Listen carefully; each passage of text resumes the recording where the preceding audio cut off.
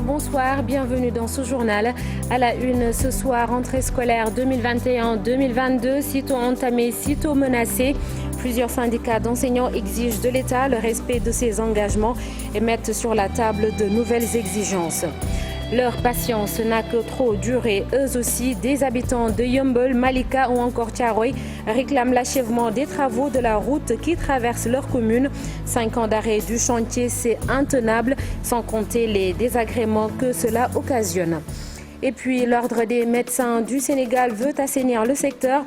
De nouvelles stratégies ont été élaborées pour lutter contre la pratique illégale de la médecine. Selon les blouses blanches, l'application du nouveau code de la santé publique devient vitale.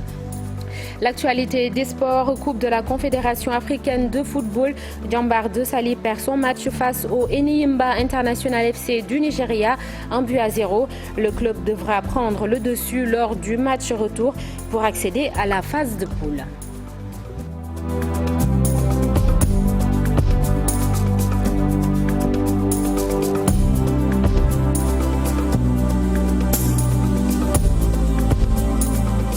Merci de choisir la TFM. L'école a ouvert ses portes cette semaine et voilà déjà que des enseignants rappellent à l'État ses promesses. Le syndicat autonome des enseignants du moyen secondaire réclame la matérialisation des accords de 2018. Le secrétaire général du dit syndicat prévient toute autre action entreprise par le gouvernement conduirait à des perturbations. La commission administrative du SAEMS s'est réunie ce matin. Saourou Sen, le secrétaire général, est interrogé par Al-Hassan Ba et Amadouba. Nous ne sommes pas du tout satisfaits du traitement du protocole d'accord. Et Dieu seul sait que les enseignants ont fait preuve de patience et de patriotisme durant la pandémie. Mais hélas, il est regrettable de constater que malheureusement le gouvernement n'a pas fait les efforts qu'il fallait en ce qui concerne la matérialisation des accords, notamment sur la question du système de rémunération des agents de l'État, l'érection du décret qui crée le corps de PCMG en EPS, la question des passerelles professionnelles, le concours qui doit s'organiser chaque année, la question de la mise en position des stages, l'éducation nationale, les lenteurs administratives. Bref, si nous prenons le protocole d'accord, nous nous sommes rendus compte quand même que encore des efforts doivent être faits. Et c'est la raison pour laquelle aujourd'hui, la commission administrative a déjà alerté, parce que je dois rappeler que depuis la fin de l'année scolaire, nous avions longtemps alerté pour la reprise des activités du monitoring. Nous avons rencontré à 2 reprises d'ailleurs le gouvernement dans la dynamique du monitoring. Mais comme je l'ai dit, il ne s'agira pas encore pour nous d'aller dans des séries de rencontres. Il faut que le gouvernement prenne toutes les dispositions pour permettre à ce qu'on dépasse ce protocole d'accord qui date de 2018. Toute autre attitude nous expose une année totalement perdue. Mais si le ministre de l'Éducation retient comme première priorité la stabilité du système, alors que cette priorité n'est pas forcément celle du gouvernement, mais c'est peine perdue. D'autres syndicats d'enseignants affiliés à la Confédération des syndicats autonomes affûtent également leurs armes. Ils ont établi une liste de revendications qui devrait être satisfaite si l'État ne veut pas d'une lutte syndicale au cours de cette année scolaire. Il s'agit notamment de la rémunération et du recrutement d'enseignants, de la formation à la FASTEF, entre autres. Ces différentes organisations, 5 au total, ont animé une conférence de presse au siège de la CSA. Amadou Diaoune, secrétaire général du Sud-Est, avec Oumar Mbow et Amadouba. Nous, les 5 syndicats d'enseignants, membres de la CSA, réclamons au gouvernement, mais aussi aux déclarants responsables, donc des établissements privés, la satisfaction des exigences revendicatives ci-après. Au niveau de l'éducation publique, nous demandons donc l'effectivité de l'engagement du MEN à élaborer et mettre en œuvre le plan quinquennal de résorption du déficit d'enseignants, c'est d'enseignants et non d'enseignement, d'enseignants, déficit d'enseignants dans tous les cycles, d'inspecteurs de l'éducation et de table-banc. C'est un engagement qu'il a déjà pris. La réalisation de progrès tangibles dans le plan d'éradication des abris provisoires. L'amélioration de l'environnement des apprentissages, en répondant ainsi aux exigences minimales de lutte contre la pandémie de Covid-19, avec les points d'eau dans les écoles, les points d'eau, les latrines, l'électricité et les murs de clôture, pour tous les établissements. La finition des chantiers d'infrastructures pédagogiques et sociales pour toutes les universités publiques. Celles-ci sont en souffrance depuis 5 à 10 ans. C'est un scandale intolérable. Amadou Diaoune l'a évoqué. Cette rencontre a également été l'occasion de mettre sur la table les difficultés dans les écoles privées. Les enseignants déplorent le non-respect de la convention collective par les déclarants responsables. La précarité est telle que des enseignants sont licenciés du jour au lendemain ou ne bénéficient d'aucune protection sociale. Socéphale, le secrétaire général des enseignants du privé, toujours avec Omar Mbow. Dans l'enseignement privé, nous sommes outrés et scandalisés par le traitement que nous font subir nos déclarants responsables, nos patrons. Aujourd'hui, dans l'enseignement privé, peut-être qu'il y a 1% des écoles qui respectent la convention collective. La convention collective de l'enseignement privé, c'est le minimum qu'une école, en tout cas, puisse appliquer pour le travailleur qui exerce. Mais aujourd'hui, il y a très peu d'écoles qui l'appliquent. Aujourd'hui, la plupart de nos camarades, de nos collègues, n'ont pas de contrat de travail. Ils ne sont pas affiliés à l'IPRES ou à la Caisse de sécurité sociale ou à des IPM. Aujourd'hui, dans l'enseignement privé, nos femmes n'ont pas de congé de maternité. Aujourd'hui, dans l'enseignement privé, les enseignants sont traités comme des esclaves.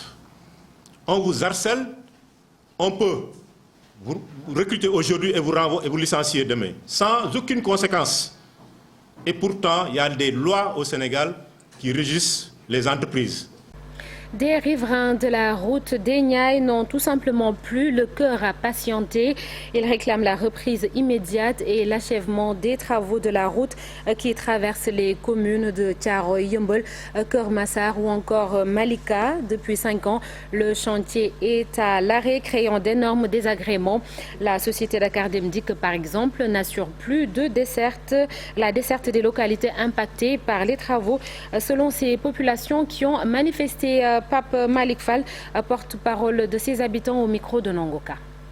L'heure est grave, avec des routes sablonneuses, défectueuses, impraticables, un secteur de transport à l'agonie, des voitures qui contournent les rues dans les quartiers, des embouteillages kilométriques, une anarchie sur les trottoirs. La fuite des transports publics de l'État, comme Dakar Dem Dikk, en l'occurrence les lignes 221, 220, 16A et 16B, exigeons la reprise des travaux et l'élargissement des routes des Niayes avant qu'on passe à l'étape suivante, qui est l'acte 3. L'achèvement et l'indemnisation des impactés qui depuis longtemps sont dans une impasse. Nous attendons des actions concrètes posées par la GEROUTE. Cette injustice, cette inconsidération, ce manque de respect que nous subissons ne sont rien d'autre que le fruit de nos autorités locales, complices et peur d'avouer les réalités que vivent les populations. Nous souffrons et la souffrance a des limites.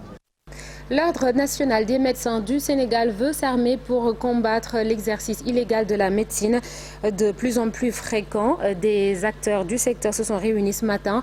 Un nouveau plan stratégique a été dévoilé ainsi que le nouveau tableau de l'Ordre des médecins. Le président souligne qu'il est impératif d'appliquer le nouveau code de la santé publique afin de stopper la menace que constituent les faux médecins. Fatima Touré et Amadouba. L'exercice illégal de la médecine, un mal qui gangrène la profession au Sénégal. Le linge sale se lave en famille, dit-on. L'Ordre des médecins a tenu à discuter de la question autour d'un panel avec les acteurs du secteur. Objectif, lancer un nouveau plan stratégique afin d'assainir le milieu. Toujours par rapport au cadre légal et réglementaire, il y a ce qu'on appelle la transposition des directives de l'UEMOA, mais aussi adopter le code de déontologie harmonisé aussi de l'UEMOA. Aujourd'hui, on doit faire en sorte que tout ce que l'ordre fait puisse être visible, en tout cas, et partagé avec les confrères. Et enfin, la troisième orientation stratégique qui est de faciliter le service aux médecins. Pour éviter l'exercice illégal de la médecine, il est impératif d'appliquer le nouveau code de la santé publique. Ensuite, deuxièmement, nous travaillons en étroite collaboration avec les autorités, notamment au niveau de l'université avec les formations, pour suivre en tout cas les sortants des universités aussi bien publiques que privées, pour les sensibiliser sur l'exercice de la médecine, mais aussi on travaille en étroite collaboration avec le ministère de l'Intérieur, le ministère de la Justice, pour que les cas d'exercice illégal de la médecine soient poursuivis, sanctionnés, pour servir d'exemple et décourager ceux qui seraient tentés de faire de l'exercice illégal de la médecine. Le ministre de la Santé, quant à lui, rassure, toutes les dispositions légales et réglementaires seront prises. Le tableau de l'ordre des médecins n'est pas véritablement un tableau pour la forme. Ce n'est pas un tableau pour la galerie. C'est un tableau qui doit être un instrument de gestion et de régulation. Et je me réjouis du fait que c'est l'Ordre national des médecins du Sénégal qui, dans cet atelier extrêmement important, a posé effectivement la question du tableau comme étant un élément important dans le processus de régulation de la profession de médecine au Sénégal. Plus de 3000 jeunes se sont inscrits à l'ordre. Plus de 3000 jeunes se sont inscrits à l'Ordre national des médecins cette année. Un grand bond en avant selon le président du dit ordre qui magnifie les avancées dans ce sens. Nous sommes toujours en octobre, le mois dédié à la sensibilisation au dépistage du cancer du sein. Aminata Mbaresso a rencontré une dame, Dialika Soumaré, victime de cette maladie et qui a subi une ablation du sein. Elle a dû s'armer de foi, de bravoure et de joie de vivre pour tenir. Dialika Soumaré nous raconte son combat. Aminata Mbaresso, Younous Diata. La première chose qui attire en elle, c'est sa joie de vivre. Dialika. Je remets tout dans le compte du destin. Tout ceci relève de la volonté divine. Alors pourquoi ne pas avoir la joie de vivre? Dialika Soumaré, une malade du cancer qui se remet petit à petit après une ablation du sein. Actuellement, j'ai terminé mon traitement, mais il me reste des contrôles, un suivi qui peut aller jusqu'à 5 ans. Diagnostiquée d'une tumeur en mars 2020, Dialika s'est refusée à toute fatalité. Je vais vous raconter une anecdote. Une amie était venue me voir. Ce jour-là, j'étais souffrante. D'un coup, je l'ai vue en train de pleurer. Je lui demande « Pourquoi tu pleures ?» Moi, j'ai les forces pour supporter et gagner cette maladie. Alors, pourquoi pleurer? Arrête. Et cela a été toujours ma philosophie. Armée de foi, de courage, elle engage très tôt le combat avec l'aide de bonne volonté. Dès que j'ai su que j'avais le cancer, j'ai très tôt fait le nécessaire et engagé le traitement. Avec l'aide des médecins, nous n'avons pas du tout traîné. Son vécu, elle en fait un cas d'école pour donner espoir aux malades du cancer. Dernier sous-emploi. Ce message est adressé aux malades du cancer. Refuser la fatalité et batailler pour vaincre la maladie.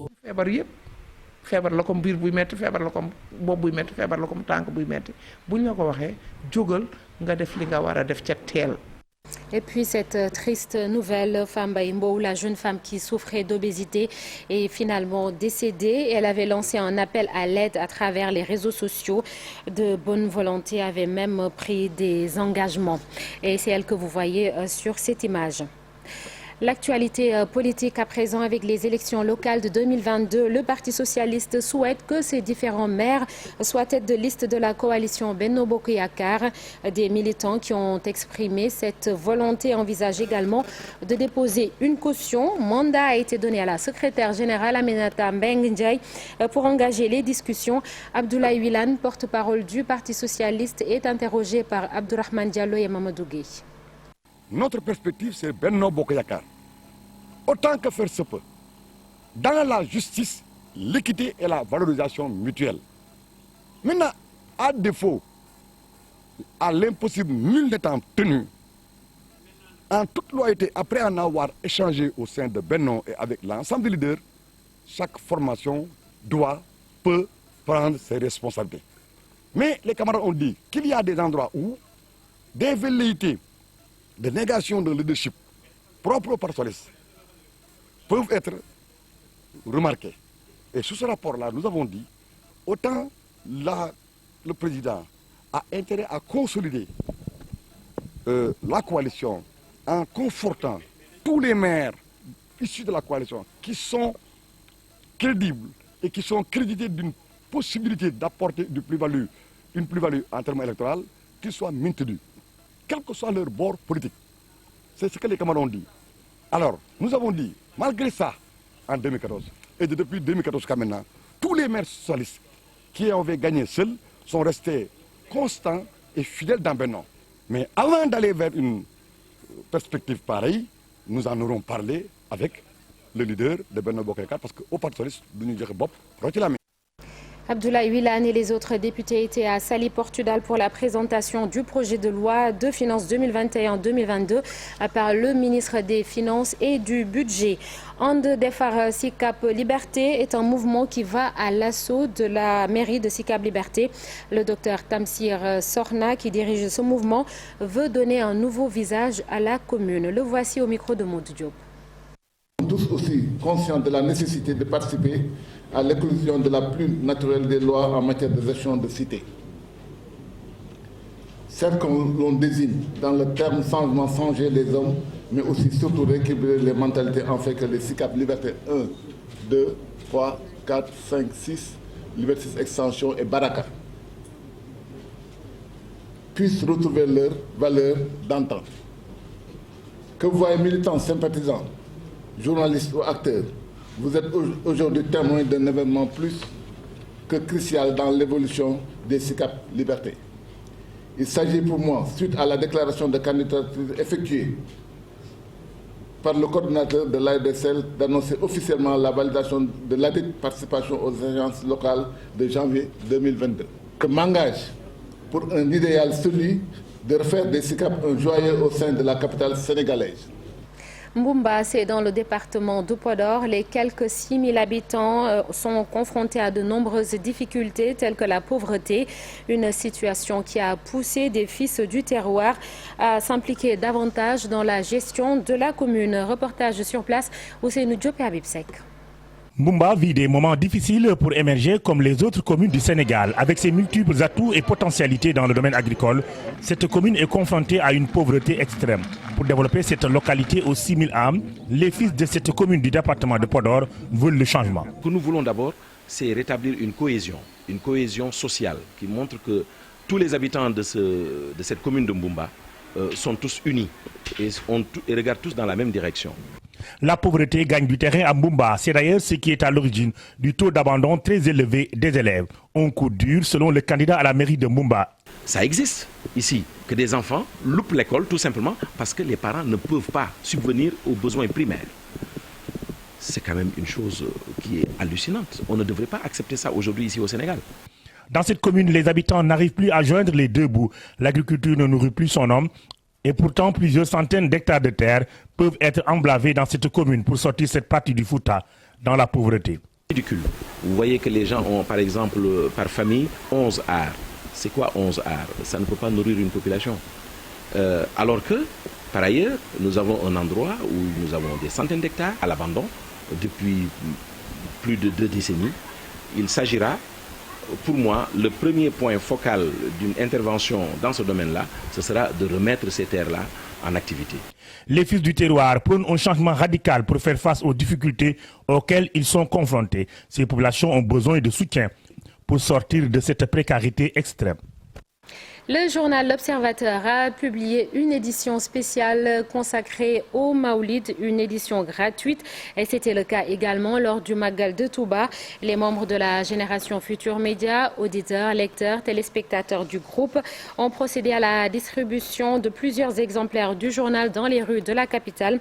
Écoutons le président de la génération Futur Média, El Hadj Diouf, au micro d'Alassane Ba. Ce jour, c'est un jour spécial pour nous. Parce qu'on l'a fait durant le Magal, donner le journal L'Observateur gratuitement. Vraiment, on est satisfait du groupe Futur Média. Donc, faire un tirage de 500 exemplaires, soit 2000 exemplaires, donnés gratuitement. Vous savez, le papier du journal coûte très cher. On veut pérenniser ça. Les fidèles lecteurs vous disent merci, groupe Futur Média, parce que c'est un acte noble. Donner le journal L'Observateur gratuitement. C'est le groupe Futur Média seul qui peut faire ça. Merci L'Observateur. La Tidjania dans toute sa splendeur. El Hadj Malick Sy est le souffle vital de la Salatul Fatiha. Les secrets de la Jawharatul Kamal, la perle de la perfection. L'interview exclusive de Baba Lamine sur la vie de Baye Niass. La Faïda et sa relation avec le Nigeria. L'Observateur du Gamou 2021. Et vous pouvez télécharger cette édition spéciale sur le site igfm.sn. La 27e édition du FESPACO a démarré ce samedi, un grand rendez-vous culturel auquel participent des journalistes venus de tous horizons. Une présence malgré des craintes liées au Covid-19 et à la menace terroriste. Au-delà de la couverture médiatique, certains confrères ont fait le déplacement pour pouvoir porter un regard critique sur les productions cinématographiques. Nos envoyés spéciaux à Ouagadougou, Ibou Diouf et Yahya Diallo. Cette presse fait partie intégrante de l'audiovisuel continental. Elle est aussi un partenaire essentiel du 7e art. Ce rendez-vous du cinéma, qui est le FESPACO, est aussi un moment fort pour les journalistes. Très contente d'être ici parce que c'est la crème de la crème du cinéma francophone, mais en général africain et diaspora. Je suis très contente de voir tous les films du Sénégal parce que c'est le pays d'honneur cette année. Je suis au FESPACO parce que beaucoup de films camerounais sont en sélection. Et c'est la deuxième fois que je viens au FESPACO et c'est toujours un plaisir de voir les films africains. FESPACO 2021, 27e édition du genre, a mobilisé tous ces professionnels des médias malgré un contexte assez tendu. La particularité du festival du FESPACO, c'est d'abord c'est le seul moment où les pairs, je vais les appeler comme ça, je vais parler des anciens étalons, c'est le moment de rencontrer les confrères, de parler le même langage et de voir des films africains faits par les Africains. Vu la pandémie, on a vu les troubles sécuritaires, les difficultés politiques dans la sous-région et malgré tout, le FESPACO se tient. Donc c'est essentiel, c'est primordial pour un média comme RFI d'être présent ici à Ouagadougou. Le moment est aussi pour les journalistes de porter un regard sur le cinéma du continent africain. Je crois que dans l'ensemble, on se cherche. Là, il faut qu'on s'organise au mieux pour répondre au nom du cinéma panafricain en tant que tel, mais qu'un travail de fond soit déjà effectué depuis sur le plan national. Les acteurs du cinéma seront à la première loge et la presse va sillonner les salles de projection et les coulisses, toujours à la recherche de l'information.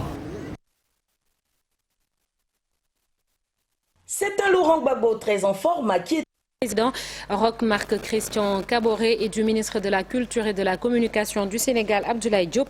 Notre pays présente 19 films, dont 14 en compétition. Aujourd'hui a débuté à Abidjan les assises du congrès constitutif du nouveau parti de l'ex-président ivoirien Laurent Gbagbo. Après son retour le 17 juin dernier et quelques discussions avec des figures notoires de l'échiquier politique ivoirien, Laurent Gbagbo se remet sur la scène politique avec un nouveau parti panafricaniste et de gauche. Sauf coup de théâtre, le parti devrait s'appeler le PPA, Parti des peuples africains. Les détails avec la correspondante de la RFM à Abidjan, Ngobia Yabi. C'est un Laurent Gbagbo très en forme qui est apparu autour de 13h GMT au Sofitel Hôtel Ivoire d'Abidjan ce 16 octobre pour les assises du congrès constitutif de son nouvel instrument politique. Accueilli comme le Messie par une foule immense venue des 4 coins du monde pour lui témoigner soutien et affection, l'acquitté de la Cour pénale internationale écrit une nouvelle page de son histoire.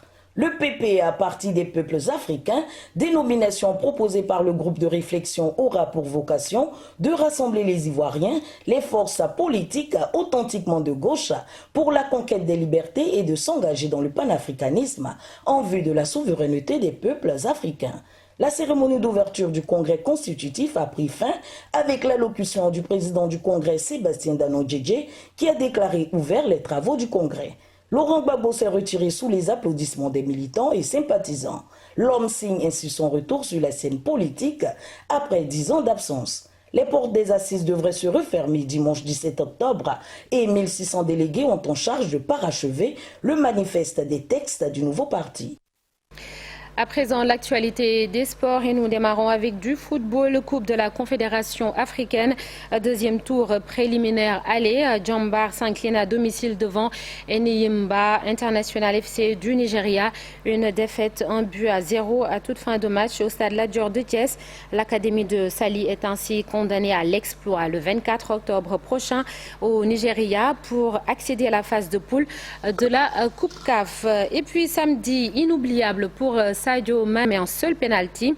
Il est également le troisième Africain à inscrire 100 buts en Première Ligue après l'Ivoirien Didier Drogba et l'Égyptien Mohamed Salah. Sport toujours, basketball cette fois-ci. La finale de la Coupe du Sénégal oppose ce dimanche, demain, l'AS Douane à la Jeanne d'Arc au stade Marius Ndiaye. Une confrontation entre joueurs expérimentés et des jeunes déterminés. En tout cas, beaucoup pensent que donc c'est surtout la rigueur défensive qui va faire la différence. Cher Sad Boudjara. La fougue à l'épreuve de l'expérience. Le duel pour la Coupe du Sénégal 2021 entre la Jeanne d'Arc de Dakar, une équipe en pleine ascension, et l'AS Douane, un club régnant, vaut le détour au stade Marius Ndiaye ce dimanche. Ça va être ouvert, hein, tout est possible. Parce qu'à cette période, vous savez, c'est pas facile à cette période. Mais ce qu'il faut retenir, c'est que l'AS Douane est une très bonne équipe, avec très expérimentée, beaucoup de maturité. De l'autre côté, c'est que la Jeanne d'Arc, c'est une équipe où il y a beaucoup de jeunesse, mais très engagée, donc qui a beaucoup progressé, qui est en train de faire de très bonnes prestations depuis les deux années-là, je pense qu'il faut le dire. Donc ils arrivent à jouer sans complexe, donc à se faire plaisir aussi, ça il faut le dire. Je pense que la Jeanne d'Arc aussi c'est une bonne équipe. L'adage dit, une finale se gagne, la faveur à la meilleure défense. Je pense que l'équipe qui sera mieux organisée et qui défend mieux, je pense qu'elle peut s'en sortir, quoi. Ça il faut le dire. Parce qu'à cette période, ça fait longtemps, il y a des équipes qui avaient arrêté les entraînements. Il y en a qui ont diminué leur nombre de séances d'entraînement. Apothéose de la saison de basketball au Sénégal, la finale de la Coupe nationale qui oppose cette année la Jeanne d'Arc de Dakar et l'AS Douane, c'est ce dimanche à partir de 17h. Une occasion pour chacun des deux clubs de sauver sa saison et soulever un trophée. Merci, cher Sad Boudjara, et c'est la fin de ce journal. Merci d'avoir été avec nous. Rendez-vous demain. Bonne soirée sur la TFM.